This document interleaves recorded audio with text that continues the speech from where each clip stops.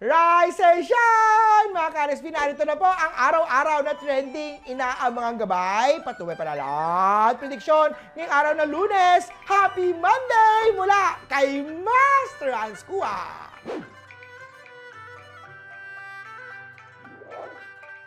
Simulan natin ang Year of the Rat. Pagod na ang isip mo. Magpahinga muna sa pagpo-post at pag-scroll sa social media. Ang katahimikan online ang magbibigay linaw sa mga susunod na hakbang.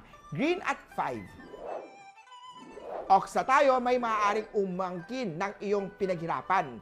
Maging alerto dito, pero manatiling kalmado. Yellow at 6. Kay Tiger na tayo, isang magandang araw para bawasan ang spending. Timbangin kung kailangan ba ito o luho lamang yan. Red at 3. Kay Rabbit naman tayo, may taong nagdudulot ng hindi pagkakaunawaan. Huwag nang patulan ito dahil maaaring lumala lang ang sitwasyon. Piliin ang kapayapaan. Blue at 2. Kay Dragon naman tayo, ikaw ang nangniningning ngayong araw.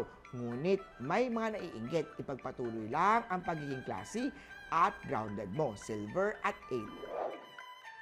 Kay Year of the Snake na tayo, mag-ingat. Huwag iwan ang bag o mga wallet mo kung saan-saan lang.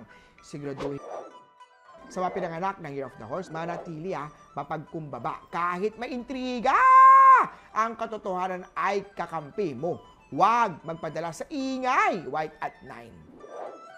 Kay Goat naman tayo, mag-stretch upang maibsan ang tensyon sa leeg at likod. Alagaan ang katawan upang ito'y gumaan ang daloy ng energy dito. Yellow at 7. Kay Monkey na tayo, uminom ng herbal tea upang makaiwas sa sore throat. Ang kalusugan ang pundasyon mo. Sa swerte, green at 1.